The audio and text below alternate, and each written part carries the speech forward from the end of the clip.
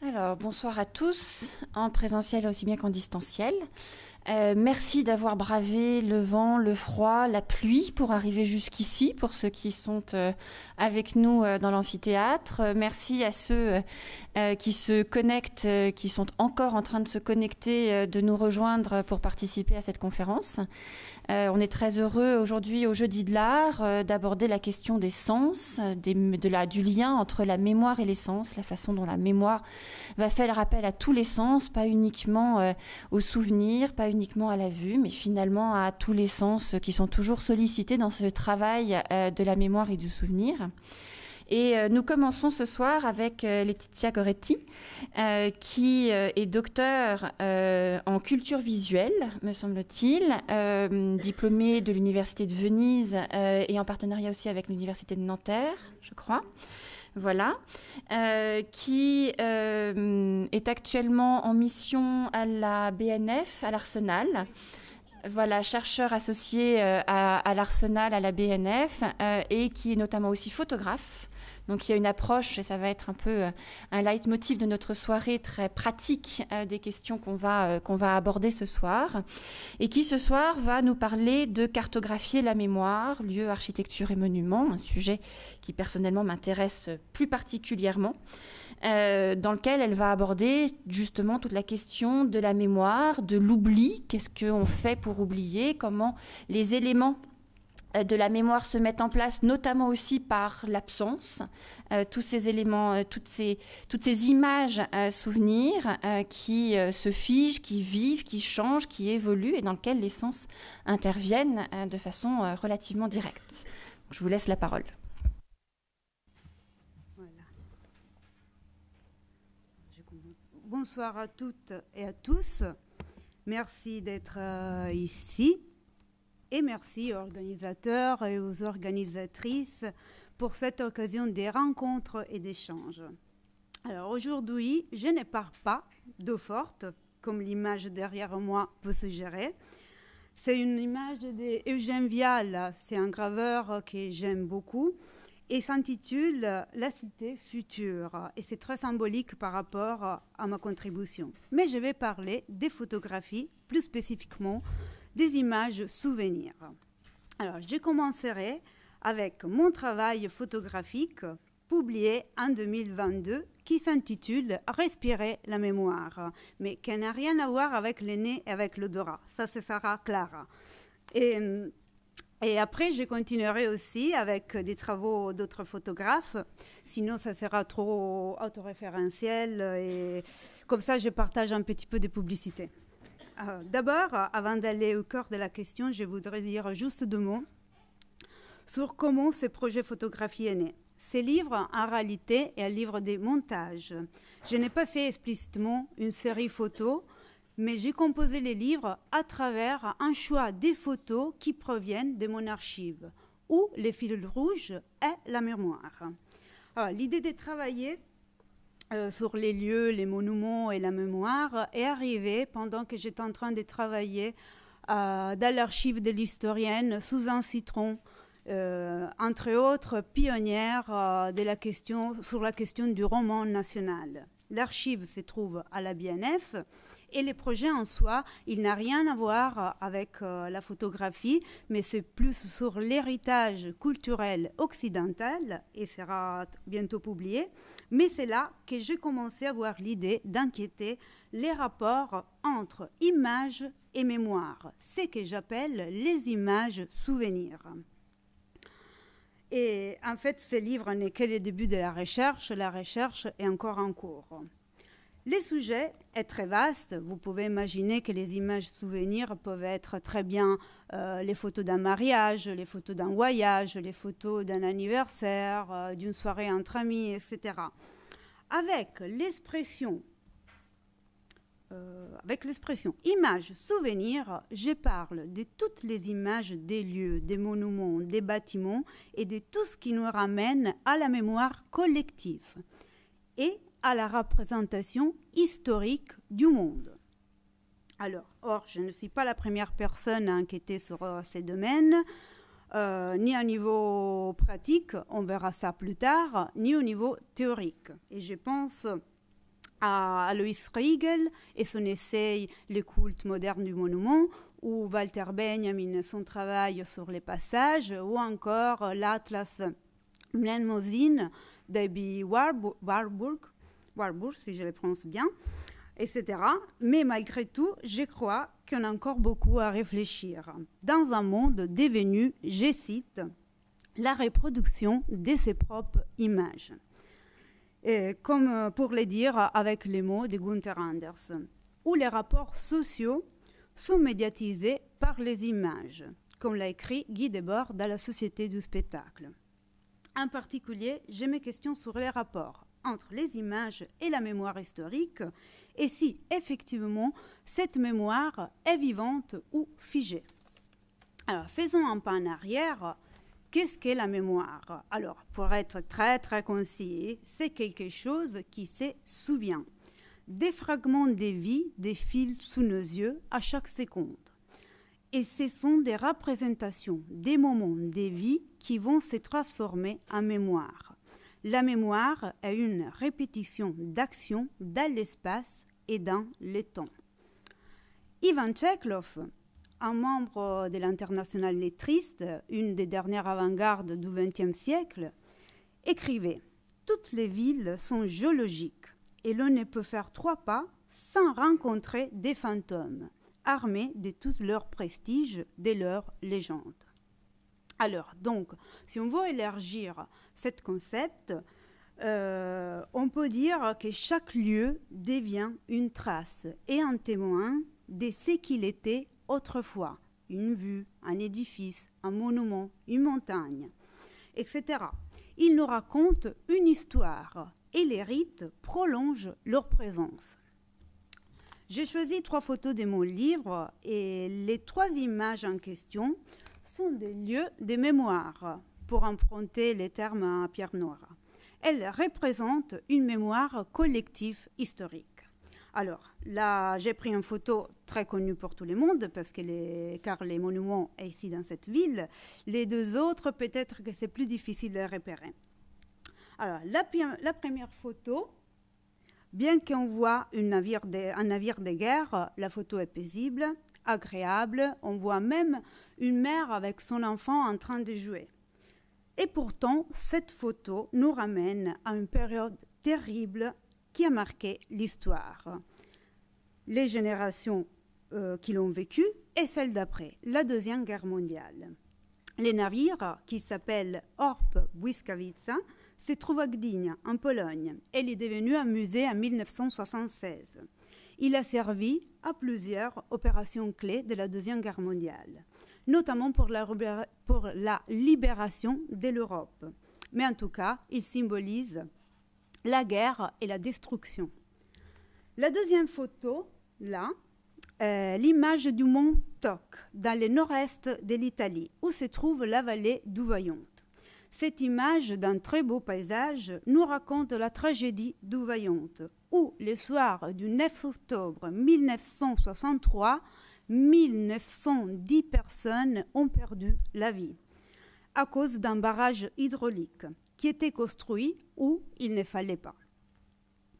À l'époque, les habitants et les scientifiques avaient donné un avis négatif sur la construction de ce barrage car les territoires et les terrains sont très fragiles. Toute cette partie que vous voyez là, au mieux que vous ne voyez plus, en fait est tombée sur les bassins en créant une vague qui a dépassé la crête du barrage des 250 mètres de hauteur et rasant Longarone, qui est le premier village sous les barrages, et divers autres centres habités à proximité. Depuis la catastrophe, les barrages, heureusement, est désaffecté et les lieux est une sorte de pèlerinage, on peut dire, des mémoires pour les touristes.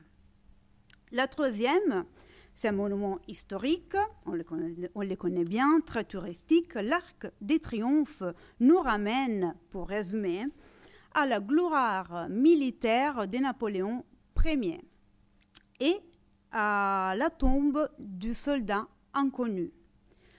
Alors, en fait, la tombe du soldat inconnu symbolise les sacrifices pour la patrie et qui est la figure, je cite, où la souffrance était sublimée, selon Ernest Junger. La valeur historique, écrivait Riegel, a, je cite, tendance à extraire du passé un moment de l'histoire et à nous les présenter comme s'il faisait partie du présent. Et ça, c'est très subtil et très dangereux en même temps, car cela s'est produit aussi inconsciemment. Et on voit bien que la guerre, encore aujourd'hui, est toujours présente. En montrant ces images, ce que je vais vous dire, c'est que nous connaissions ou pas l'histoire, les images souvenirs ne sont pas une mémoire vivante, une mémoire qui nous permet idéalement, et je souligne bien idéalement, de ne pas faire les mêmes erreurs et de se souvenir de quelque chose d'important. Elles ne nous disent plus rien. Les 3 images que vous voyez ici évoquent des catastrophes et des événements qui ont marqué l'histoire. Bon, et à noter que tous ces événements sont faits par la main de l'homme, qu'il fait aussi des choses bien, mais sur la destruction, il est doué. On pourrait faire un Nobel sur la destruction. Non, il aura peut-être un peu trop de candidats. Bon, on continue. Avec les images souvenirs, en fait, on crée une sorte de map visuelle de la mémoire, une map visuelle historique. Mais cette représentation visuelle est vide, car nous ne voyons que les reflets des images et pas leur contenu. On ne voit pas derrière les miroirs.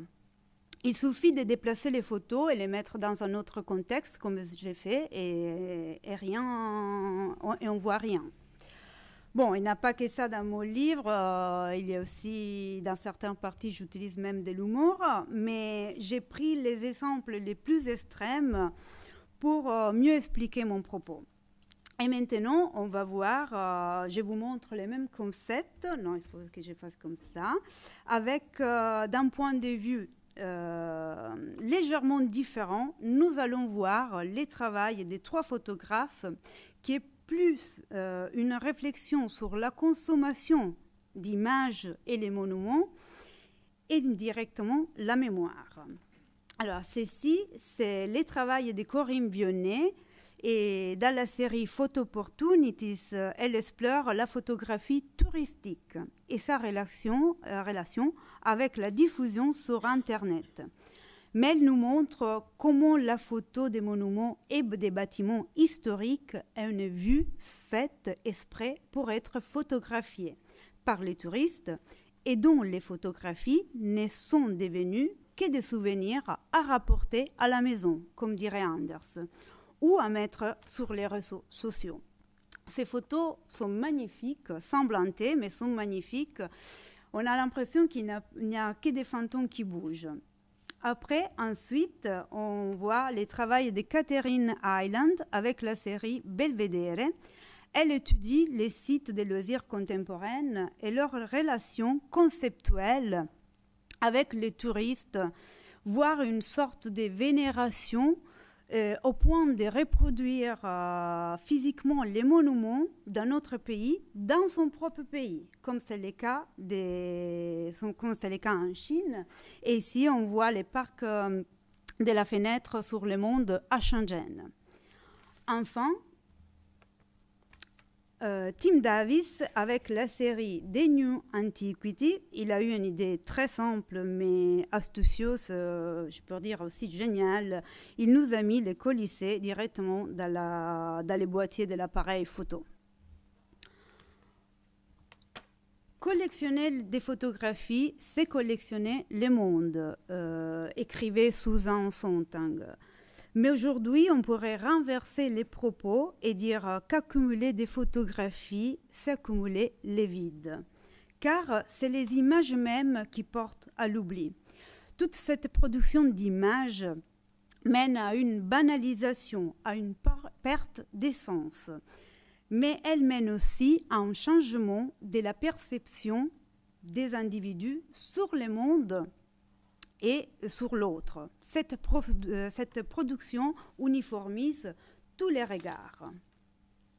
Donc, dans les images souvenirs, qu'elle soit faite par un professionnel, par un amateur, par un touriste, et bien que, comme on l'a déjà dit, elle crée une sorte de map visuelle de la mémoire reste figée. Les images deviennent un objet comme un autre.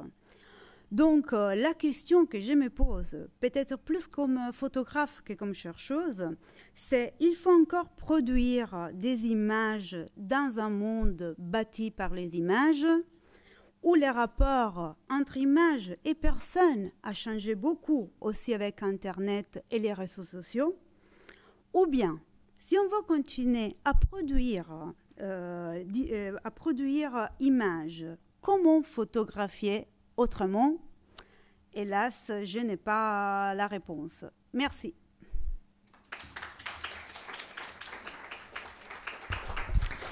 Merci beaucoup. Effectivement, commencer une séance sur la mémoire et les sens par la perte finalement de tous les sens dans les images souvenirs qui sont déconnectés de la matérialité finalement de l'objet qu'elles sont censées représenter. Ça montre bien toute la problématique que va être ce lien à dessiner entre le souvenir, le sens, l'essence personnelle et l'essence des hommes. Donc je pense que le ton est donné. Merci beaucoup Laetitia.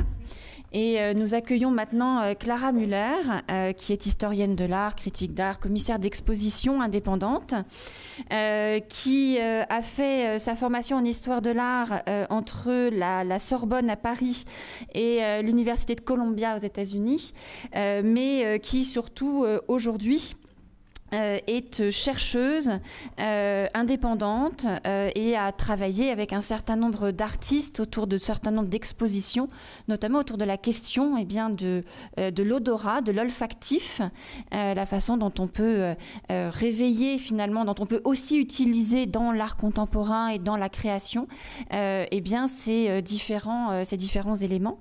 Et c'est de ça qu'elle va nous parler ce soir avec la commémoration olfactive dans l'art contemporain, ce qui est tout un programme en soi, mais qui correspond à un certain nombre de recherches qu'on voit actuellement dans la recherche en histoire de l'art, à savoir la façon de venir titiller les sens dans les expositions, dans les présentations, et de bien comprendre que finalement, comme on vient de le voir avec Laetitia, les images ne sont pas uniquement des images à regarder avec une distance qui nous empêche de les comprendre, mais de solliciter les sens pour en donner un nouveau sens. Je vous laisse la parole.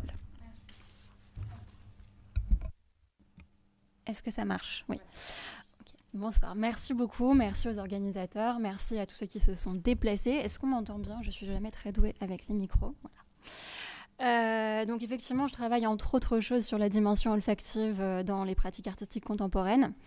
Or, la question de la mémoire, la question du souvenir dans ces pratiques est prééminente, notamment parce que l'une des caractéristiques les mieux documentées des odeurs, des sensations olfactives, est leur capacité à réveiller des souvenirs. La singularité de la réminiscence olfactive a été constatée empiriquement bien longtemps avant d'être expliquée par les neurosciences. Je pense que vous en avez tous et toutes déjà fait l'expérience d'une manière ou d'une autre. Et ce phénomène est devenu d'abord un leitmotiv dans la littérature, ensuite un poncif un petit peu dans toutes les conversations relatives à l'olfaction, mais aussi un véritable sujet pour les artistes. Et je commence par un petit point en neurobiologie. Voilà, vous avez ici un schéma du système olfactif assez simplifié. Dans le cerveau, les informations olfactives passent notamment par une zone qu'on appelle l'amygdale et qui, pour le dire de manière très simplifiée, charge les événements que nous vivons en émotions, et par une autre zone du système limbique, l'hippocampe, qui agit comme on va le dire aussi simplement, comme une bibliothèque de souvenirs. Que les neurobiologistes m'excusent pour cette très grande simplification. Mais voilà, ce parcours cérébral, il est particulièrement bref et c'est ce qui confère notamment aux souvenirs olfactifs une plus grande intensité, mais aussi une plus grande résistance au temps que les souvenirs visuels ou les souvenirs auditifs par exemple. Et dans le champ de l'art, ce pouvoir mémoriel des odeurs a été donc exploité de très nombreuses manières. Pour ce soir, je vais mettre de côté les travaux qui traduisent en parfum des mémoires intimes et individuelles pour me concentrer sur plutôt la question de la mémoire collective, donc la mémoire des événements de l'histoire, mais aussi celle de l'histoire des lieux. Il existe notamment dans l'art contemporain un certain nombre d'installations pensées comme des monuments olfactifs au sens de mémoriaux. La démarche potentiellement interroge puisque traditionnellement le monument est plutôt un ouvrage pérenne destiné donc à faire perdurer à s'inscrire dans la durée et à faire perdurer le souvenir d'un événement ou d'une destinée. L'odeur, elle n'est pas fixe, elle n'est pas pérenne, elle n'a pas de forme. Et donc la fugacité de ce matériau a plutôt tendance à suggérer l'irrémédiabilité de la perte, de l'oubli. D'ailleurs, on a plutôt tendance à associer les odeurs à la question de l'éphémérité, de la nature transitoire des choses, de ce qui s'épuise, ce qui passe. Dans la littérature, les métaphores sont très nombreuses en ce sens, dans les pratiques contemporaines aussi. Et pourtant, certains artistes ont trouvé dans ce matériau un moyen de commémorer, alors non pas au sens de célébrer, mais de rappeler certains événements de l'histoire. Le premier exemple que j'ai ici, qui est aussi le plus ancien de mon... Pardon, j'ai un chat dans la gorge, le plus ancien de mon corpus, c'est une œuvre de l'artiste canadien Mark Lewis, qui a été conçue en 92 dans le cadre de l'exposition pour la suite du monde organisée par le Musée d'art contemporain de Montréal. Et qui consistait donc en une intervention dans l'espace urbain. L'artiste installa donc à cette occasion 10 diffuseurs olfactifs qualifiés dans le catalogue de monuments temporaires. Et les emplacements de ces monuments avaient été choisis pour correspondre à des lieux de manifestation de désordre public, d'où le titre « Une odeur de désordre ». Plus précisément, en fait, il s'agissait de recenser les cas d'iconoclasme à l'égard de l'art public montréalais. Alors j'en ai mis qu'un exemple, la saisie par la police d'une statue de Robert Roussel en 1949. Il y avait donc 9 autres exemples d'œuvres retirées de l'espace public, attaquées, dégradées, etc. Au bas de chaque diffuseur figurait un dessin ou une photographie de l'œuvre disparue, donc peut-être ce qu'on pourrait appeler justement des images souvenirs, ainsi qu'un témoignage fictif de ces événements. Les images ne sont pas très bonnes, l'artiste n'en avait pas d'autres, donc je n'ai malheureusement que celle-là. Donc alors ici, de toute façon, l'important n'est pas ce qu'on voit, c'est de questionner pourquoi l'odeur. Les diffuseurs, on le voit ici, c'était des diffuseurs automatiques, étaient relativement discrets, ils se confondaient presque avec le mobilier urbain, de sorte que si les objets n'avaient pas été odorants, ils seraient presque passés inaperçus dans l'espace public. L'œuvre était vraiment en fait une réflexion sur la manière de s'inscrire dans l'espace public et dans la trame urbaine, comment s'inscrire de manière notable, si ce n'est durable, n'est-ce pas, dans un espace public qui n'est pas destiné à l'art. Et donc le choix a été fait par l'artiste de ne pas chercher à se distinguer visuellement, de ne pas chercher à faire saillie pour l'œil, mais de se détacher olfactivement du paysage urbain comme une manière alors tout à fait singulière d'attirer et de concentrer l'attention, et donc de faire monument dans une place publique justement déjà surchargée de signes visuels. L'efficace du monument, de manière générale, tient en effet à sa capacité à se distinguer et à surprendre les stéréotypes pour s'inscrire dans la mémoire. Après, par ailleurs, on comprend assez vite que les odeurs, justement parce qu'elles sont invisibles, sont des symboles forts ici de la disparition de quelque chose, de l'absence d'image, de leur enlèvement volontaire, voire de leur destruction. Avec l'odeur, Mark Lewis ici procède à une forme de remonumentalisation et nous rappelle que ces espaces, qui sont devenus des non-sites suite à ces divers événements, ont été par le passé occupés par des œuvres, qu'ils ne le sont plus, que quelque chose existait dont il ne reste pas de trace, si ce n'est cette trace olfactive fugace et ce geste artistique temporaire. Alors je suis dans l'impossibilité de vous dire ce que sentaient vraiment ces monuments parce que l'artiste n'en a pas la trace, pas d'archives, que les critiques, comme très souvent, mentionnent la présence d'odeurs sans préciser leur nature. Le catalogue, lui, mentionne uniquement des essences végétales, donc on peut supposer des huiles essentielles. Mais alors, quoi, je ne saurais vous dire. C'est d'ailleurs vraiment une des difficultés quand on travaille sur l'olfactif, ce manque de documentation, ce manque de traces, ce manque notamment, même toujours dans les œuvres contemporaines. La manière dont les critiques rendent compte de ces œuvres ne permet pas aux historiens ensuite d'en faire une véritable analyse ou un compte-rendu complet. J'avance sur une deuxième œuvre d'apparence assez similaire, bien que plus récente, qui est une œuvre de l'artiste et commissaire d'exposition américain Sanjit Sethi. L'œuvre date de 2007, elle est située à Memphis dans le Tennessee et s'appelle Kuniwada Bakery Remembrance. Cette œuvre, au premier abord, semble rendre hommage à une boulangerie disparue. Évidemment, c'est un petit peu plus complexe que ça. La boulangerie Kuniwada, en effet, était la propriété de 2 familles américaines d'origine japonaise qui ont été arrêtées quelques jours après l'attaque de Pearl Harbor en décembre 1941. La boulangerie était fermée, les biens de ces familles ont été saisis. Et donc, je fais un tout petit aparté parce que c'est peut-être un moment de l'histoire états-unienne qu'on connaît mal en France, qui est que donc, en 1941, au lendemain de l'attaque de Pearl Harbor, il y a environ 120 000 ressortissants américains d'origine japonaise, dont un tiers sont vraiment des citoyens américains nés sur le territoire. 2 tiers, pardon. Les 2 tiers sont nés sur le territoire. Or, au lendemain de Pearl Harbor, l'administration Roosevelt adopte une politique profondément xénophobe en réaction et va décider de l'incarcération ou de la mise en camp de quasiment la totalité de ces Américains, qu'ils soient citoyens ou étrangers d'origine donc japonaise. Pour en revenir à l'œuvre,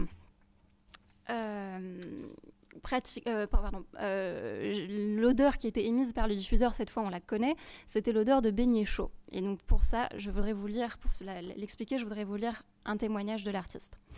En créant ce mémorial, dit-il, j'ai interviewé de nombreux membres âgés de la communauté de Memphis qui se souvenaient de la boulangerie et qui en parlaient avec envie. Au cours de ces conversations, il est devenu évident que ces personnes regrettaient particulièrement les beignets et les brioches à la cannelle que les propriétaires préparaient. Il ne suffisait donc pas de créer un mémorial qui exprimerait l'odeur d'une boulangerie générique, je devais me rapprocher le plus possible des odeurs spécifiques associées à cette boulangerie.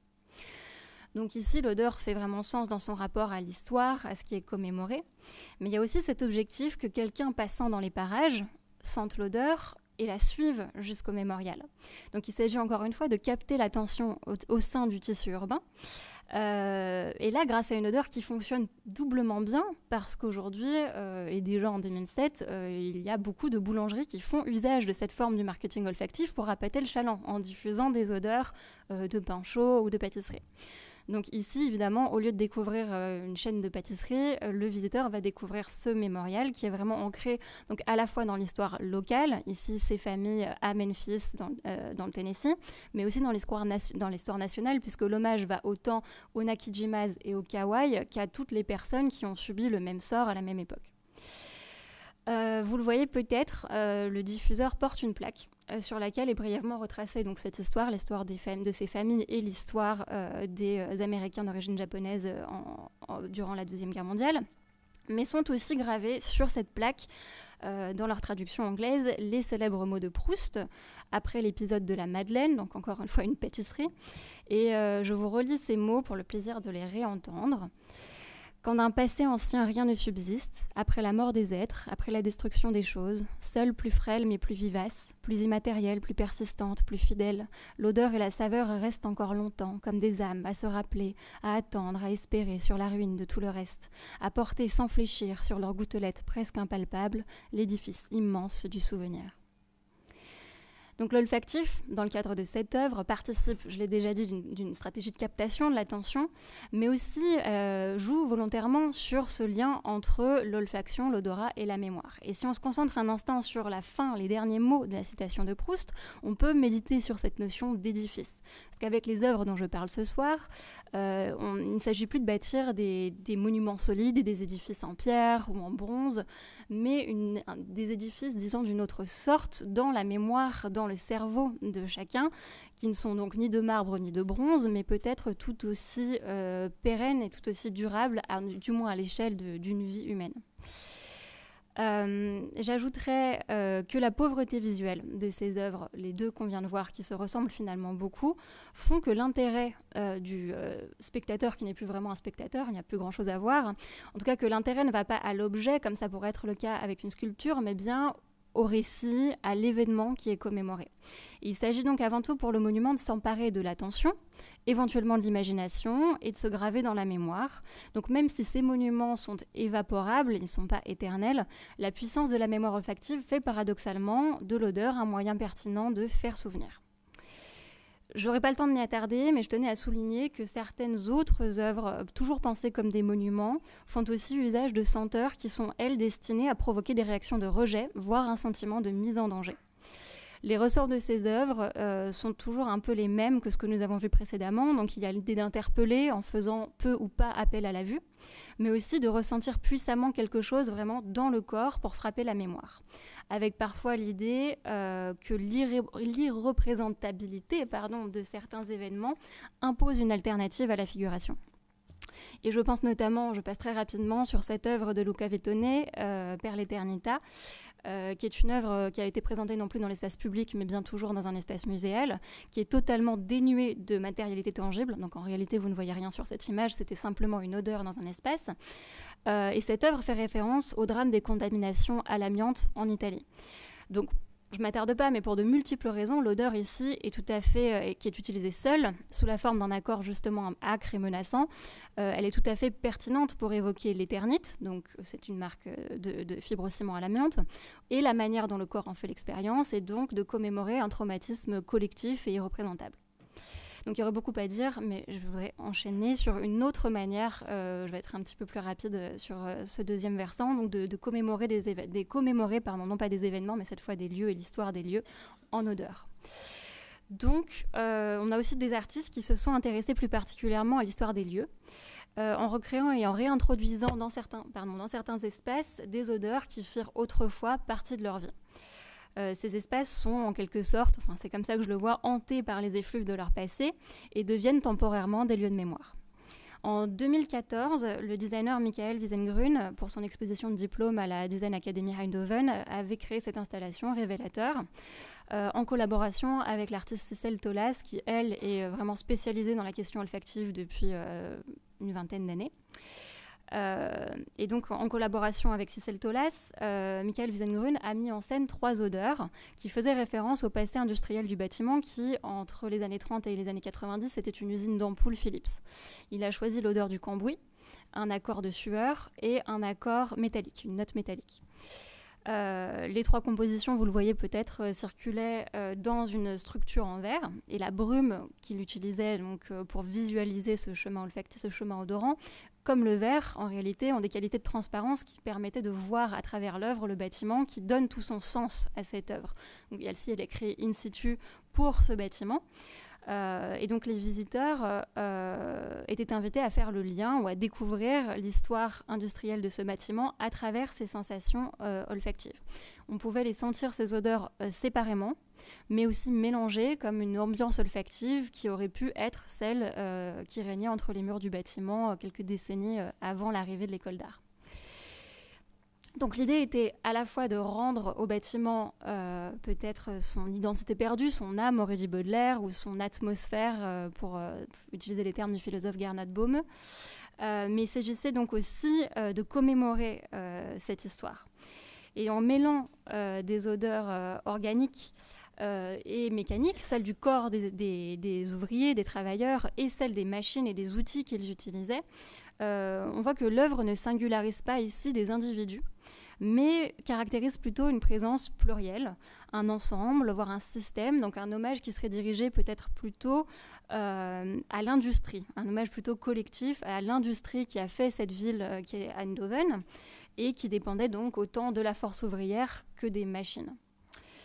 Je pense que c'est aussi important de le noter en écho à ce que je disais sur l'œuvre de Luca Vettone et d'autres œuvres que je n'ai pas mentionnées, c'est qu'ici l'odeur n'est pas plaisante. L'odeur mélangée de la sueur, du métal et du cambouis, culturellement, on n'a pas tendance à la trouver extrêmement séduisante.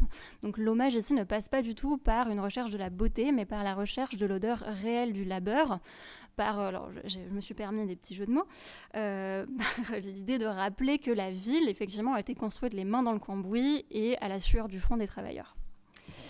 Or, il y a quelque chose, effectivement, de très viscéral dans la perception d'une odeur désagréable, à laquelle on ne peut pas échapper, puisqu'on ne peut pas, à moins effectivement de se boucher le nez, en général, on n'échappe pas vraiment à une odeur qui nous, un petit peu comme un fantôme dans les histoires, les odeurs nous traversent.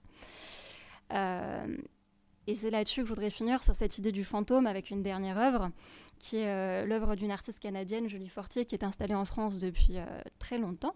Et Fantosmie donc, a été créée en 2020 au château d'Oiron, dans les Deux-Sèvres. Le titre peut-être vous parle, puisque avec le Covid, les cas de phantosmie se sont multipliés. La phantosmie, c'est une hallucination olfactive. C'est un petit peu l'équivalent d'avoir des visions, mais pour l'odorat. On sent une odeur qui n'est pas présente. Et ici, l'odeur de l'œuvre, alors l'odeur bien présente en revanche de l'œuvre, que l'on sent, c'est les odeurs d'ailleurs que l'on sent, ce sont les odeurs de femmes absentes. Absentes non seulement parce qu'elles sont décédées, des femmes qui ont vécu à d'autres époques, mais absentes aussi de l'histoire du château parce que effacées, invisibilisées et donc presque oubliées. Lors de ses recherches sur le château, Julie Fortier s'est rendue compte qu'il restait très peu d'informations sur les femmes qui ont habité ce château pendant plusieurs siècles. Pourtant, il y a eu des femmes, évidemment. Et donc, pour leur rendre hommage, pour remettre leur existence en valeur, Julie Fortier a donc composé 3 eaux de toilette qui étaient diffusées en divers points de l'espace. Donc, les parfums ici révélaient vraiment à la fois la présence et l'absence, l'effacement et la tentative de mémoire. Vous voyez peut-être ici les dispositifs, il y en avait plusieurs, mais qui tous invitaient à s'asseoir pour prendre le temps peut-être de rencontrer ces présences invisibles qui circulaient dans les espaces du château au gré des courants d'air. Certaines critiques de l'exposition ont parlé de ressusciter les anciennes occupantes. En réalité, encore une fois, aucune des anciennes occupantes n'a été singularisée parce qu'il y avait trop peu d'informations pour créer des portraits olfactifs précis de ces diverses femmes. Donc l'artiste a choisi de représenter des présences féminines selon 3 époques en utilisant des matières premières et des structures de parfums typiques de ces époques. Donc vous avez un accord jasmin iris santal pour les femmes du XVIIe, un accord haute Cologne pour les femmes du XVIIIe et un accord plutôt rose, violette, iris, patchouli pour les femmes de la fin du XIXe, du début du XXe siècle, que peut-être vous pourrez sentir. Et si vous voulez, à la fin, j'ai les 3 parfums, donc je vous invite à venir les sentir. Voilà, donc l'œuvre est, je le précise, vraiment nourrie par une vraie connaissance de l'histoire de la parfumerie qui a permis à Julie de composer vraiment ses portraits types et de faire circuler dans le château des présences invisibles qui tenaient là encore donc presque du fantôme. On a l'habitude des sculptures et des cénotaphes qui viennent faire substitut à un corps absent. Eh bien ici, les compositions olfactives étaient des substituts aussi à ces présences, ces corps absents, pour entretenir le souvenir, mais alors des substituts, n'est-ce pas, aux contours assez flous, assez difficiles à contenir, à cerner, parce que justement, on avait très peu d'informations, donc difficiles à cerner comme ces femmes qu'on a quasiment oubliées. L'idée, c'est qu'avec l'expérience de l'œuvre et de ses odeurs, ces présences reviennent tout de même hanter notre mémoire. Pour conclure en une phrase, parce que je sais que je suis un peu longue, je dirais que les artistes, donc pour soutenir leur démarche de mémoire, ont fait appel à la spécificité des odorants, donc leur invisibilité, leur intangibilité et leur volatilité, mais aussi aux spécificités de la perception des odorants, des odeurs, et particulièrement évidemment ce lien à la mémoire olfactive qui est ici célébré par Hélène Keller et par Andy Warhol, parce que évidemment Proust n'est pas du tout le seul à avoir rendu compte de ce phénomène de la réminiscence olfactive. Je vais m'arrêter là-dessus. Je précise que l'odeur en art a beaucoup d'autres manières de faire souvenir et beaucoup d'œuvres qui vont commémorer par exemple la colonisation, qui vont travailler sur la mémoire de traditions locales, de ce qu'on appelle le patrimoine olfactif notamment. Je n'avais pas le temps pour ce soir, donc je vais m'arrêter là. Mais ces œuvres existent. Merci. Merci beaucoup dans ce voyage à travers l'odeur, les odeurs suaves et les odeurs agréables, et puis celles plus désagréables. Effectivement, fer, sueur, cambouis, ça ne devait pas être une odeur très, très agréable. Mais en tout cas, merci, parce qu'effectivement, ça ouvre beaucoup de perspectives, cette utilisation de l'odeur. Je tiens à préciser que c'est la femme du 19e, 20e siècle que vous sentez. Cet accord plutôt rose, violette, patchouli, assez poudré. Proustienne, donc. Et nous accueillons maintenant Garance Poupon-Joyeux. Garance Poupon-Joyeux qui est docteur en arts plastiques, diplômée de Paris-Sorbonne, Panthéon-Sorbonne d'ailleurs, il faut donner les noms complets, mais qui est surtout artiste plasticienne, qui donc mène un double travail, création et recherche, une approche à la fois pratique et à la fois scientifique, intellectuelle de sa pratique artistique, et qui propose aujourd'hui de nous parler du déjà-vu. Alors effectivement, c'est une sensation qu'on a tous plus ou moins expérimentée à un moment donné ou à un autre, cette sensation de se souvenir de quelque chose que l'on n'a pas encore vécu, et donc le sous-titre « Se souvenir du présent » était particulièrement intriguant. Arriver à ainsi questionner la mémoire du présent tout en regardant le passé, enfin, dans cette fois-ci, cette perte des repères temporels. Et donc, on vous écoute sur Déjà vu, le souvenir du présent dans l'art contemporain. Merci, bonsoir, vous m'entendez? Merci pour l'invitation, merci d'être là. Alors, oui, en effet, moi, je vais vous parler des impressions de déjà vu dans l'art contemporain. Notamment, je m'y intéresse parce que c'est à la fois le lieu de la mémoire et le lieu de l'oubli. C'est une expérience assez particulière, en effet, qu'un tiers de la population, on estime, vit au moins une fois dans sa vie, plus chez les jeunes personnes que les personnes âgées, sauf pour les personnes qui souffrent d'Alzheimer. Pour le coup, c'est un symptôme de la maladie. Mais c'est une expérience assez intéressante, elle est fugace et soudaine. Et c'est un moment où on a l'impression de revivre une situation qu'on a déjà vécue, sans pourtant se rappeler des circonstances du souvenir, sans se rappeler entièrement de la situation. Elle est parfois si forte et si convaincante, notre corps se souvient, mais notre esprit ne remet pas dans l'ordre, qu'on a parfois cette impression de déjà vu, même en étant à l'étranger, tout en sachant que c'est donc impossible qu'on ait effectivement déjà vu ou déjà vécu la même situation. Elle est qualifiée de fausse reconnaissance par les psychologues du 19e siècle. Et on doit l'expression d'impression de déjà-vu à Émile Boirac. Jusque-là, il y avait de multiples expressions, mais l'impression de déjà-vu et le terme de déjà-vu naît à cette période-là. En réalité, Aristote s'est préoccupé déjà de ça, et on retrouve des traces d'expériences similaires chez Saint-Augustin et par la suite, mais je ne reviendrai pas là-dessus. Une expression qui, moi, m'intéresse également, c'est le sentiment de préexistence donné par Wigan, puisque dans ce sentiment de préexistence, on retrouve l'idée d'une situation plus englobante, et non pas juste un sens, celui de la vue, mais bien tous les sens sont convoqués. Et puis il y a une dimension peut-être un peu plus mystique dans cette expression. Donc les impressions de déjà vu sont à la jonction du souvenir et de l'oubli. Ce souvenir ce souvenir se couple à l'oubli, puisqu'on ne se souvient pas des circonstances, et je trouve que ça va parfaitement avec le titre de ce cycle de conférences, à savoir se souvenir ou pas. Avec les impressions de déjà vu, c'est un petit peu les deux à la fois. L'art, le lieu de représentation. Je vous mentionne que je vais peut-être passer parfois rapidement les diapositives pour être dans les temps.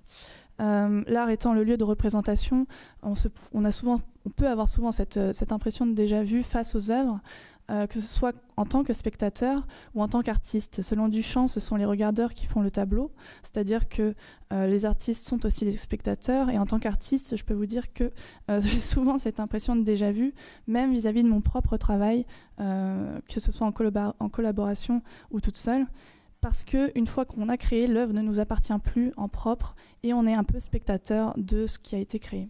Montaigne se rappelait par exemple jamais de ce qu'il avait écrit. Je passe, désolée. C'est aussi une question poétique, de se poser la question du processus créatif pour les artistes, de s'interroger sur les impressions de déjà vu. Lorsqu'on crée, qu'est-ce qui nous appartient véritablement, qu'est-ce qui nous est propre, qu'est-ce qui rejaillit de ce que nous avons déjà vécu, et dès lors, comment appréhender le souvenir d'une œuvre d'art ou d'une forme, comment faire part des choses entre les formes qui reviennent, créant des impressions de déjà vu et leur singularité. dans les représentations, l'art se lie à la déesse Mnémosyne, déesse du langage et de la communication, mère des 9 muses. Et ce n'est pas pour rien si Aby Warburg a utilisé ce nom comme fronton à sa bibliothèque, mais également comme titre à son atlas, un atlas qui recoupe en fait plusieurs œuvres créées à des périodes très différentes, regroupées par des grands thèmes en fait, comme l'orientation dans l'espace ou les formulations du pathos. Warburg en fait rassemble, confronte pour retrouver des manières similaires, mais surtout pour interroger ce qui perdure en fait et ce qui évolue, interroger les styles face aux singularités.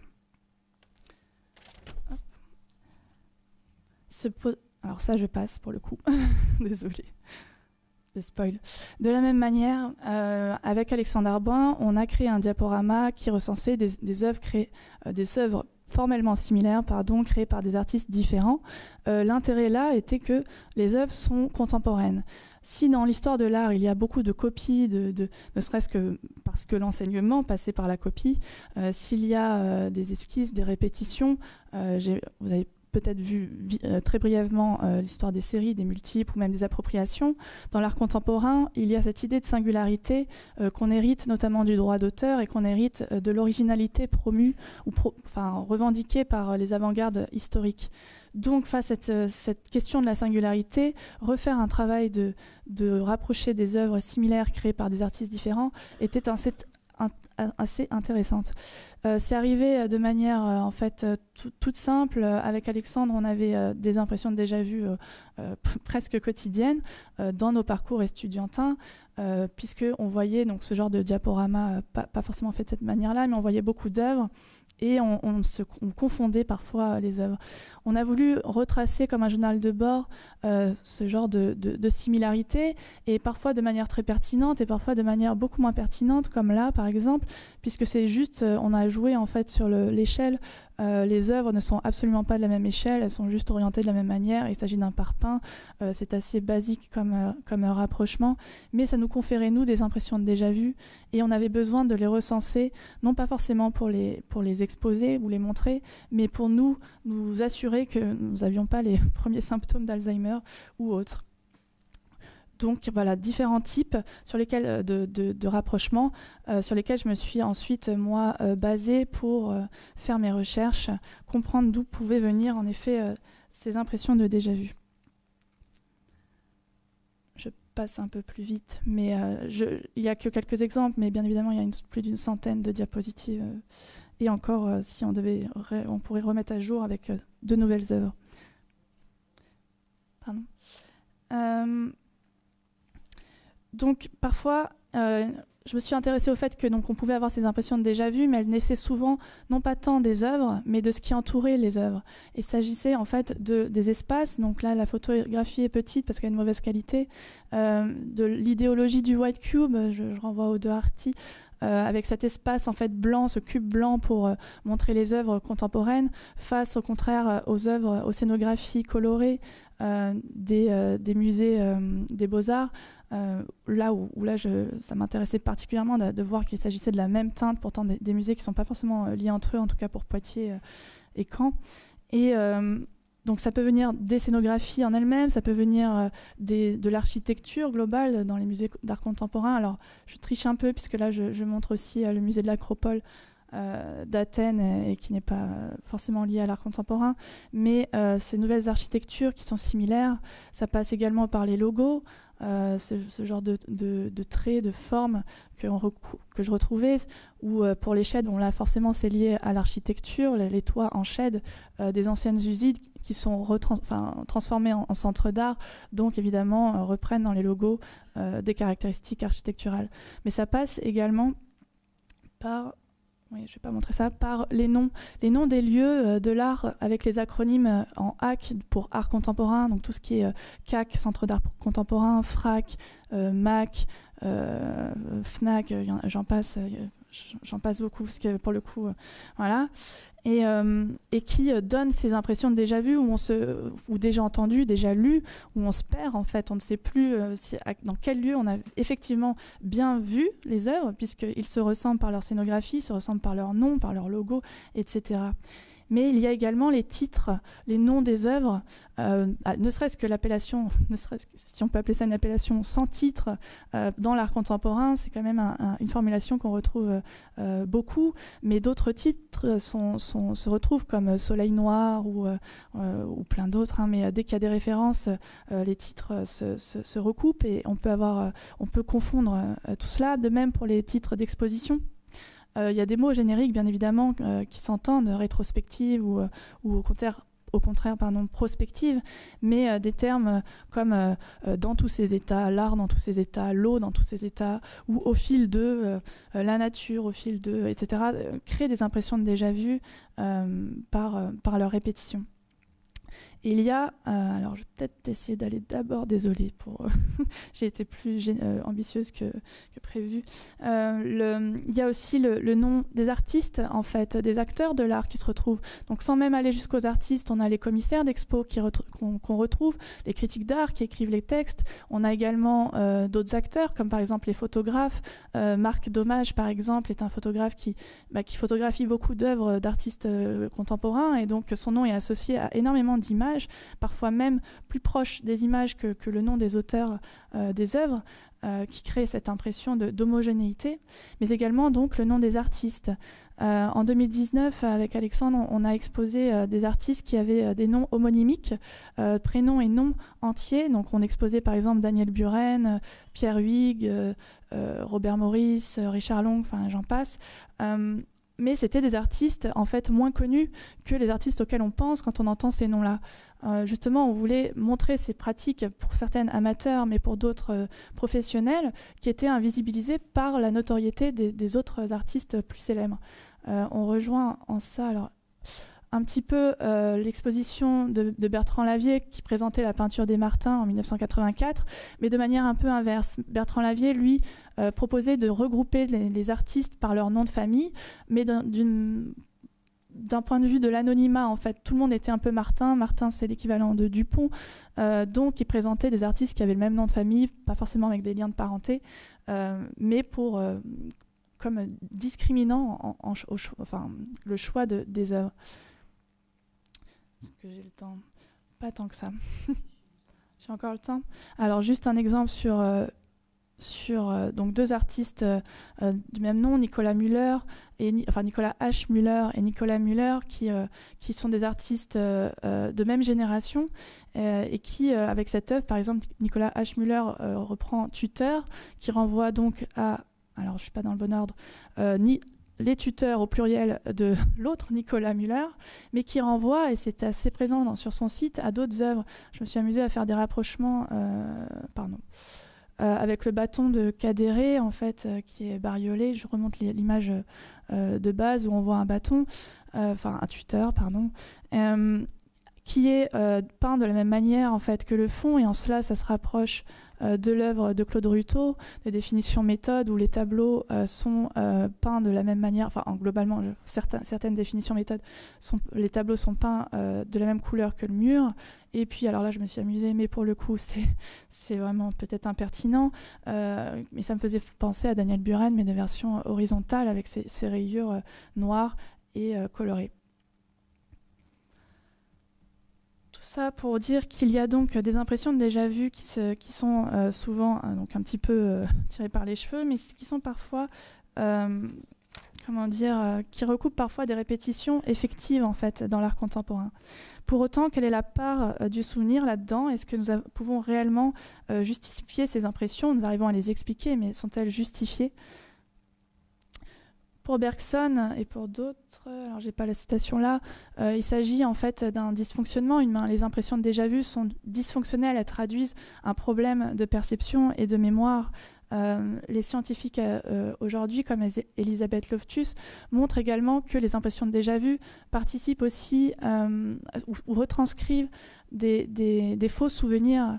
Elisabeth Loftus et son équipe ont créé des faux souvenirs en demandant à des participants qui s'étaient rendus au parc de Disneyland et en soumettant des images où on voyait le personnage de Bugs Bunny dessus, s'ils avaient le souvenir d'avoir vu ce personnage au parc. Bien évidemment, les participants, enfin bien évidemment, pas forcément, pour la plupart avaient le souvenir d'avoir vu, voire peut-être même approché le personnage. Or, ce personnage de Bugs Bunny est un personnage de la Warner Bros.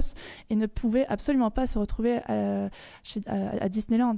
Donc, en reprenant des souvenirs, des vrais souvenirs autobiographiques d'être allé dans les parcs Disney, mais en induisant quelques biais avec des personnages, elle arrivait à créer de faux souvenirs. Elle a fait beaucoup d'autres expériences de la même sorte, mais pour montrer qu'il ne faut pas forcément se fier à la mémoire et dans les impressions de déjà-vues, telles qu'elles ont été le plus souvent pensées, il s'agit justement de montrer qu'on peut avoir des faux souvenirs, que notre corps se souvient de certaines choses, mais en fait, il se trompe.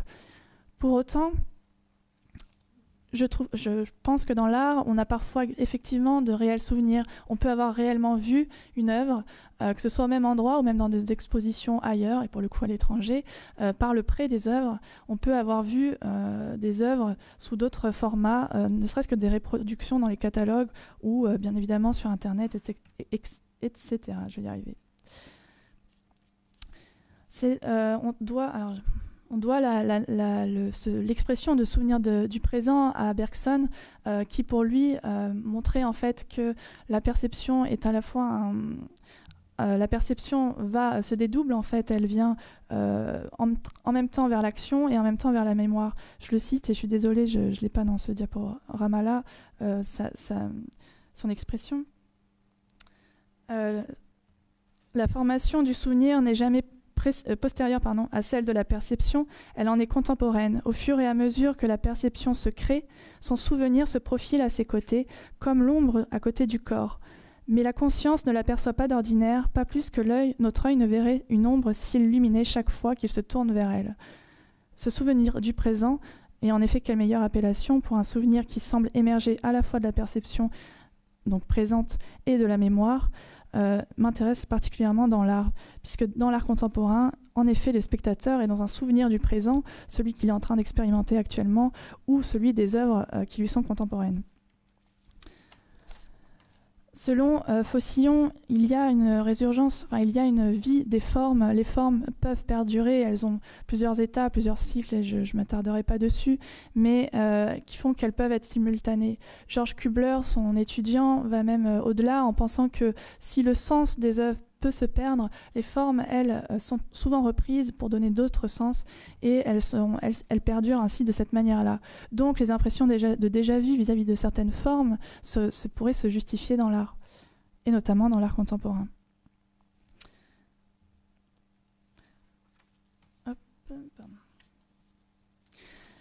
On peut voir aussi avec les études récentes, et notamment le biais de simple exposition de Robert Zajonc, que dans l'art, pas dans l'art, mais que quand on est confronté une première fois à un élément, on lui confère souvent des attributs positifs.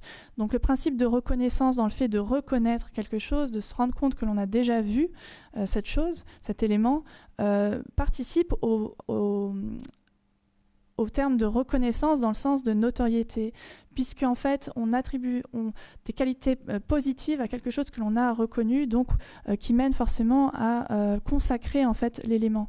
L'expérience de Zajonc en fait est assez simple.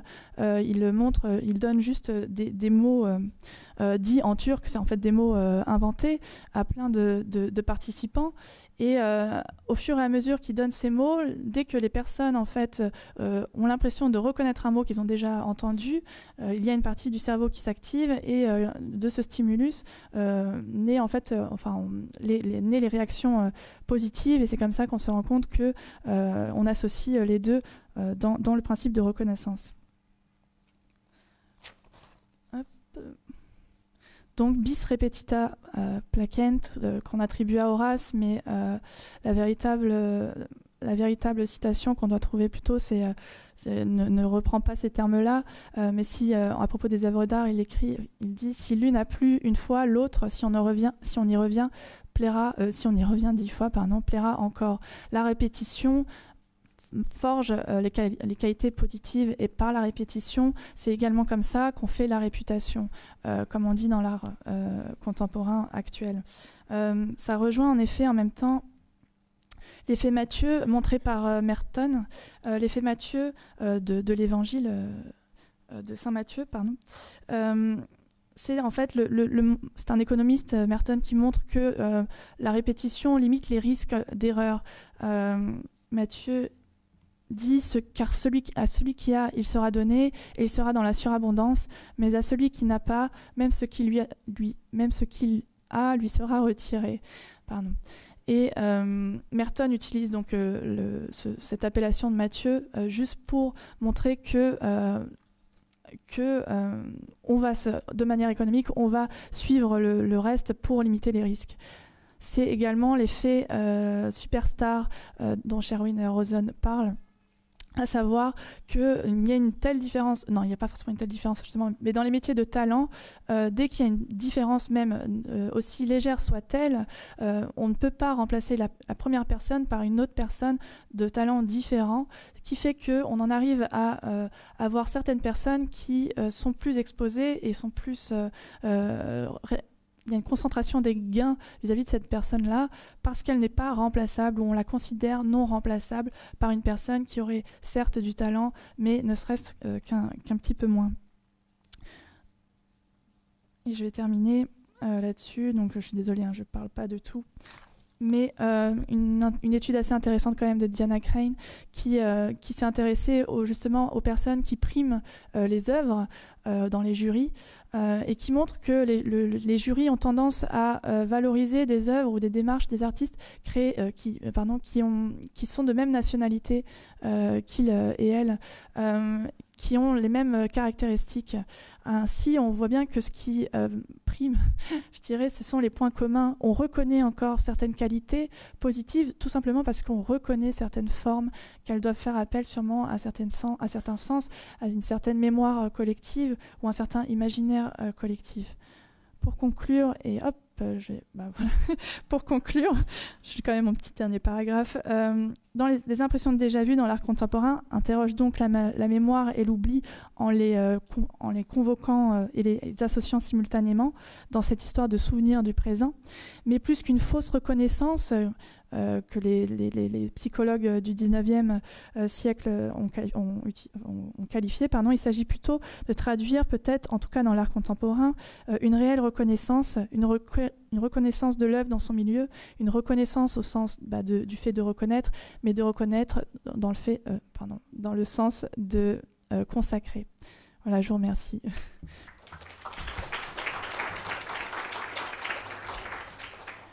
Merci beaucoup. On va passer maintenant à la séance de questions. Donc, je vais inviter Laetitia Goretti et Clara Müller à revenir. Je vais laisser ma place pour qu'elles puissent s'installer et répondre à vos questions. Comme toujours, bien entendu, pour l'Assemblée, vous levez la main, on vous donne le micro. Le micro est nécessaire pour que même ceux qui sont à distance puissent continuer à entendre la question et n'apportent pas uniquement que la réponse. Et quant à ceux qui sont en distanciel, le chat est ouvert. Je jette et je garde un œil dessus. Et donc, je transmettrai votre question si vous en avez une à poser. Je vous laisse la place.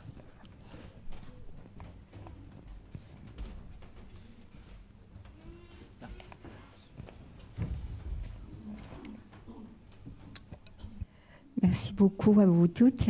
Et je voulais peut-être m'adresser à Laetitia, voilà, en lui demandant de me redire le nom de l'artiste qui a réalisé, c'est l'Axe du futur ou la Porte du futur, c'est tellement beau. Au tout début, dans votre présentation. Ah, la couverture, oui. C'est Eugène Vial. Alors, vous écrivez D-I-A-L. Eugène, c'est E-G... non, E-G-E-N-E. Oui. Viala, V-I-A-L-A. D'accord. J'espère d'avoir. Parce que c'est un peu difficile. Et le titre, c'est La Cité Future. Merci beaucoup. Mais je vous en prie. Voilà. Et je voulais aussi, c'est un peu à toutes les trois, évoquer quelque chose qui m'est venu pendant tout ce que vous avez dit. C'est que dans cette alchimie de notre mémoire, puisque c'était aussi l'art dans la mémoire, il y a un phénomène qui se passe d'association. Et quand nos sensations, elles sont dans une forme d'association avec, alors vous l'avez évoqué, historique, personnel, intérieur. Et aussi, alors qu'est-ce qu'on peut faire pour arriver à une dissociation devant certaines choses? Parce qu'en réalité, cette association peut nous blesser, nous troubler, ou au contraire nous donner du bonheur. La musique, par exemple, il n'a pas été question de musique, mais en fait, il a été question d'odeur, notamment de façon très forte. Hein. Et cette association, des fois, elle porte vers la souffrance. Et alors, comment l'art pourrait faire dissocier ça? Est-ce qu'il y aurait une possibilité?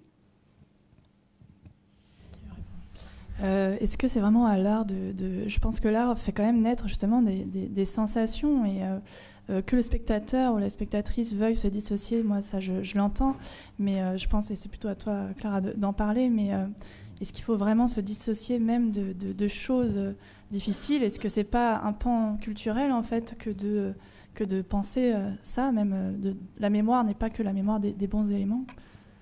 Je te laisse. J'allais dire aussi que c'était effectivement peut-être une question plutôt adressée à des gens qui font de la psychologie, ça me paraît, ou de la neurobiologie d'ailleurs.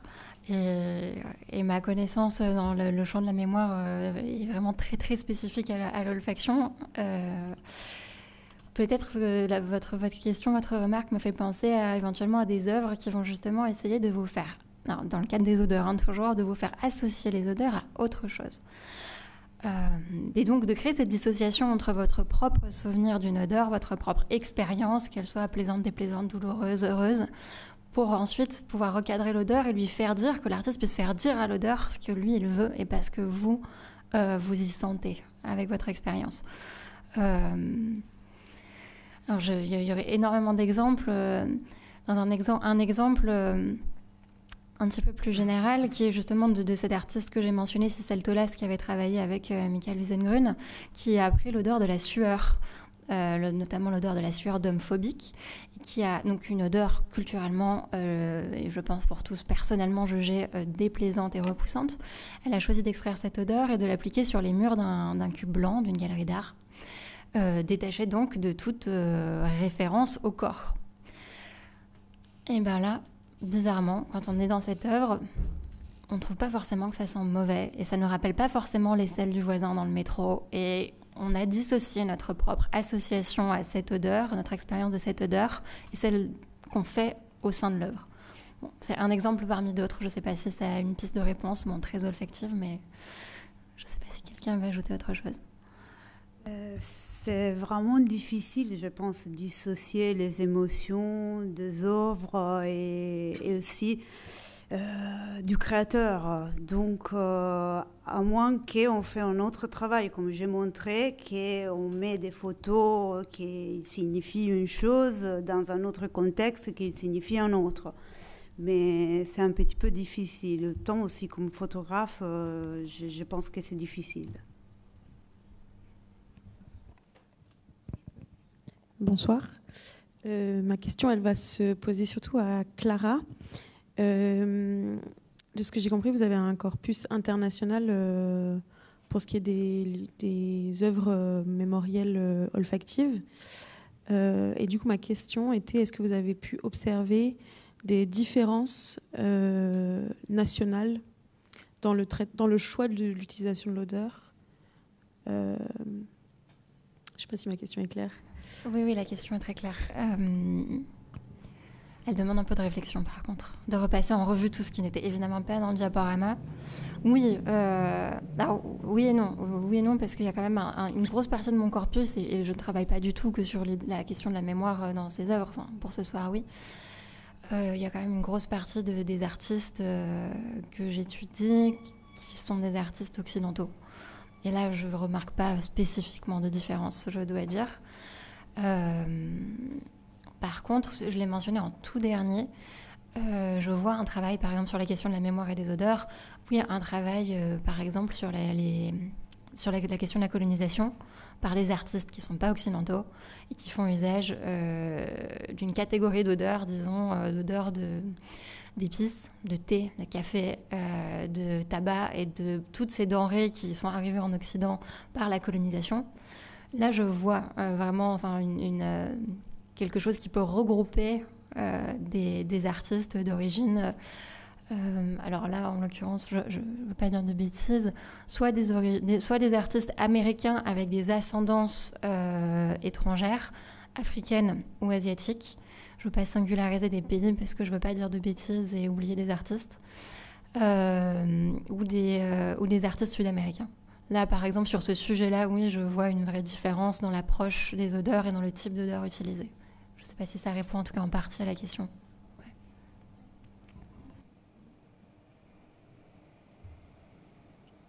Bonsoir.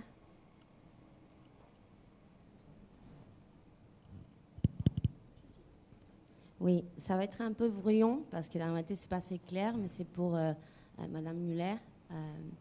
Moi, je constate, d'après ma connaissance, que les lieux de l'odorat et du toucher a une deuxième position versus le visuel et le sonore dans l'art contemporain. Et je pense que depuis des siècles, c'est comme ça. Est-ce que, d'après vous, ça pourrait être... je ne sais pas si vous êtes d'accord déjà, parce que c'est assez subjectif, c'est assez éphémère, c'est très difficile de capturer cet odorat, cette connexion, autant que les toucher également, parce que si tout le monde se met à toucher des œuvres, évidemment, ça s'abîme. Ou est-ce que... donc, du côté, la question c'est, est-ce que c'est parce que c'est difficile de capturer ces moments ou parce que c'est assez subjectif, dans les cas de l'odorat, se mettre d'accord, ce qui est, par exemple, en français, la sueur, il y en a des tas et des tas, des sueurs différentes, il y a des plaisantes, il y a des vestiaires d'hommes ou des métros, et ça, ce n'est pas la même connexion que chacun fait. Donc, peut-être l'artiste qui veut attirer le plus grand nombre décide, je ne sais pas, il est découragé. Je ne sais pas si c'est clair ou pas. Alors, il y a tellement de questions dans la question. Et en plus, alors j'ai tendance à perdre le fil à l'oral. Je suis vraiment une personne de l'écrit. Donc moi, je vais essayer de ne pas oublier tout ce que vous avez demandé. Quand vous avez dit au tout début que vous parliez de secondaire, vous vouliez dire que c'est... Vous passez en deuxième, je ne sais plus comment vous l'avez dit, mais vous voulez dire que ce sont des sens qui sont moins prééminents dans l'art depuis toujours, oui. Alors, les explications, il y a des livres entiers. Bon, des livres entiers, peut-être pas, mais beaucoup de recherches sur les raisons du fait que les œuvres, que les odeurs, le toucher aussi, évidemment c'est moins mon sujet, ont été relégués à une place tout à fait secondaire, voire inexistante dans l'art. L'une des raisons, en dehors peut-être de celle que vous avez évoquée, c'est, pour l'odorat du moins, effectivement une hiérarchie des sens établie depuis l'Antiquité et qui a perduré, qui s'est consolidée en Occident, notamment avec la chrétienté, puis ensuite avec les Lumières, la pensée de Descartes, qui vont vraiment, donc tous ces courants qui vont établir une hiérarchie des sens qui va reléguer l'odorat tout en bas, parce que c'est animal, parce que justement c'est subjectif, parce que c'est un sens de l'instinct, c'est pas un sens de la pensée. Il est difficile de penser en odeur, il est difficile de faire sens en odeur, et c'est vrai. Donc ça, oui, l'odorat est peu présent, jusqu'à présent a été peu présent dans l'art, entre autres pour ces raisons-là, aussi parce que justement il est difficile à contrôler. Ce médium qu'est l'odeur, il est difficile effectivement à conserver. Et pendant très longtemps, on n'a pas eu aussi les moyens techniques. Il y a vraiment un boom de l'art olfactif au tournant des années 90. Il y a avant des œuvres olfactives, mais il y a un tournant quand on a accès aux matières premières, aux collaborations avec les chimistes, avec les ingénieurs, aux méthodes de diffusion, aux méthodes de micro-encapsulation, de mettre donc des odeurs sur des surfaces. Enfin, il y a plein de raisons qui fait qu'aujourd'hui, on voit quand même, vous l'avez dit, une véritable résurgence de l'odeur dans l'art. La question de la subjectivité, je ne sais pas si... Enfin, oui, ça a été un biais contre l'odorat. Mais ce qui est intéressant, c'est justement que cette subjectivité, il faut trouver en art des moyens de la contourner.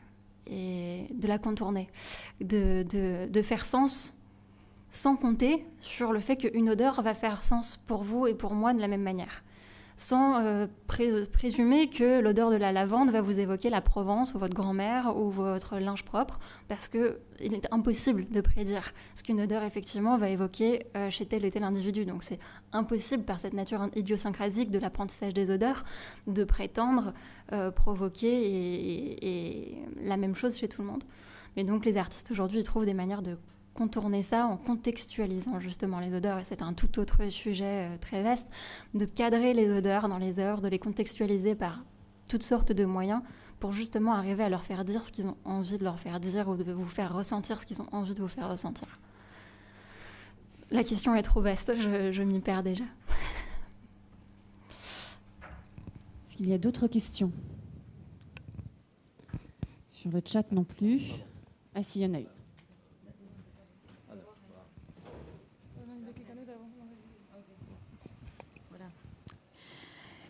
Bonsoir, c'est une question pour Laetitia.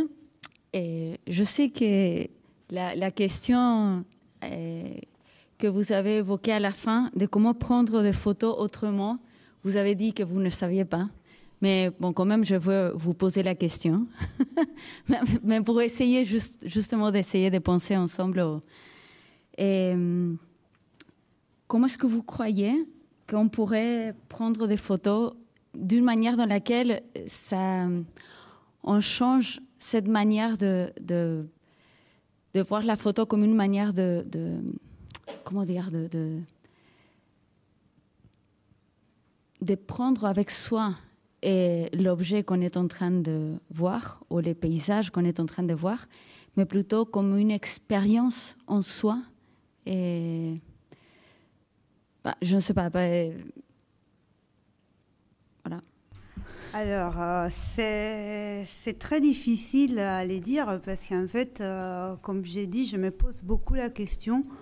C'est une question que je me pose aussi au niveau éthique. Alors, il faut dire que tout d'abord, c'est une question comment photographier autrement que je me suis posée parce qu'on n'a pas beaucoup de travail. Donc, du coup, c'est vraiment une question de base. Mais après, là, je me suis commencé à questionner sur comment photographier autrement parce que cette consommation d'images nous dévore notre quotidien. Donc, je ne suis pas la première à les dire. Il avait déjà Guy Debord qui les disait, Gunther Anders qui les disait. On parle des années 60. Donc, et aujourd'hui, par contre, avec les médiums et la facilité de prendre les photos, on a cette image qui c'est partout. Et donc, j'ai commencé à poser la question, mais effectivement, c'est difficile de répondre comment photographier autrement. Peut-être photographier autrement, c'est prendre conscience qu'est-ce que c'est la photo pour moi, l'image que je prends. Alors, c'est un discours très très large parce que ça dépend des types de photographies. On a beaucoup de types de photographies. Par exemple, ces derniers temps, je me suis commencé à intéresser aux photographies de guerre. Parce que aussi là, c'est vraiment un autre domaine large où ils nous montrent chaque jour des morts et nous, on est en train de les habituer à la mort. Donc voilà, oui, c'est vrai, c'est pas très gai, mais c'est en fait, c'est tout. Moi, je suis photographe d'architecture, donc du coup, j'ai fait les photos des bâtiments tout le temps. Mais je commence à me poser la question aussi pour cette motivation-là. Mais par contre, oui, c'est difficile. Je ne sais pas comment faire autrement la photographie et comment on pourrait interagir avec elle. C'est vraiment une question que je me pose tout le temps, mais je ne trouve pas. Je tourne en ronde tout le temps, mais je ne trouve pas la solution. Peut-être qu'un jour, on arrivera à être tellement saturé qu'à l'heure, on trouvera la solution. Merci. Du coup, c'est une question plus pour Garance. C'est pas vraiment une question, c'est quand tu parlais de la reconnaissance, moi j'y avais jamais pensé, donc je suis contente d'y avoir pensé, mais du coup ça m'a fait penser à l'opposé par rapport au déjà vu. C'est, je sais pas si c'est un mythe, mais dans l'art contemporain, j'ai l'impression qu'on est bercé dans l'idée du jamais vu plutôt que du déjà vu et de l'originalité. Du coup ça peut rejoindre la question de comment photographier.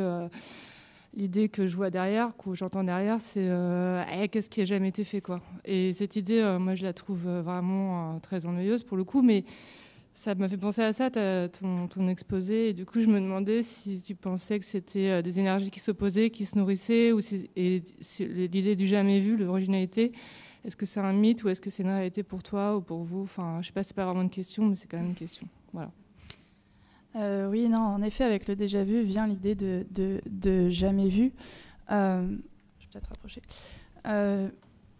Moi, ce qui m'intéresse, c'est qu'en fait, derrière le terme de singularité, on entend souvent l'idée de jamais vu ou de l'originalité. Alors qu'en réalité, dans l'art contemporain, je pense que la singularité naît justement de tout ce qui est déjà vu. On part du principe qu'il y a beaucoup de choses qui ont déjà été faites et qui ont déjà été vues. Et donc de là, qu'est-ce qui devient singulier? Je pense que les artistes postmodernes, notamment les appropriationnistes, toutes ces personnes qui vont jouer du déjà vu, sont là presque pour montrer que malgré le déjà vu, on peut faire quelque chose de légèrement différent. Et donc on n'est plus dans une opposition binaire de déjà vu, jamais vu, mais dans ce qu'on appelle la singularité. Par contre, je pense que ce terme de singularité, pensé de cette manière-là, n'est pas toujours donné de cette manière-là. Je pense que beaucoup de critiques ou beaucoup de personnes dans l'art, même des artistes, se posent la question, oui, en termes d'innovation, en termes de qu'est-ce qui n'a jamais déjà été fait. Et les textes, en fait, pour encenser les artistes, surfent un peu là-dessus, je trouve. C'est beaucoup d'emphase, beaucoup de manière de montrer qu'en fait, c'est extraordinaire, alors que le terme même d'extraordinaire veut juste dire que ça peut sortir un peu de l'ordinaire, mais sans forcément être particulièrement innovant et jamais vu.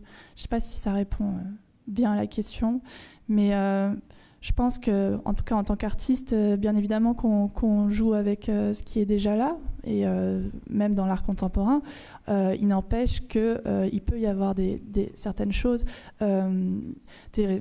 qui n'ont pas été faites de cette manière-là. Et je pense que le théâtre, pour le coup, nous aide à penser ça. Quand on voit les tragédies grecques encore réactualisées, encore refaites avec des nouvelles mises en scène, on se rend compte que malgré le fait que le texte soit le même, on est presque face à une œuvre différente parce que le contexte a changé et que ça nous parle d'une autre manière. Voilà. Donc c'est pas entièrement du jamais vu, mais on peut quand même avoir un petit peu de singularité, peut-être pas de nouveauté, mais voilà. Merci. Il y a une question sur le chat.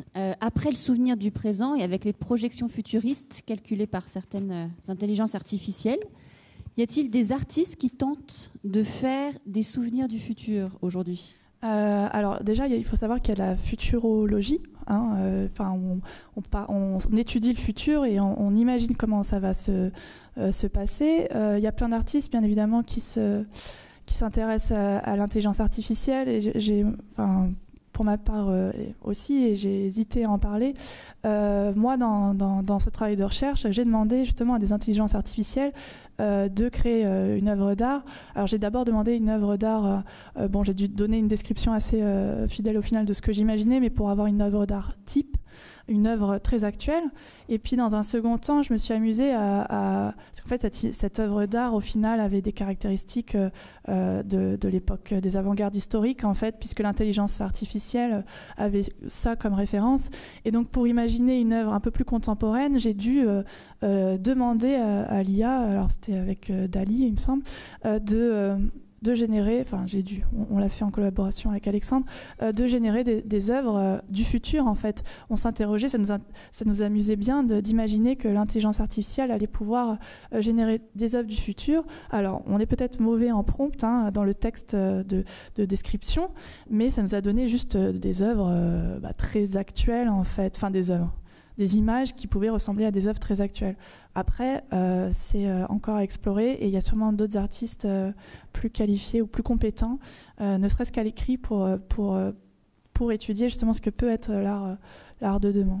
Donc l'intelligence artificielle a encore un petit peu de travail à faire pour pouvoir nous prédire les œuvres du futur.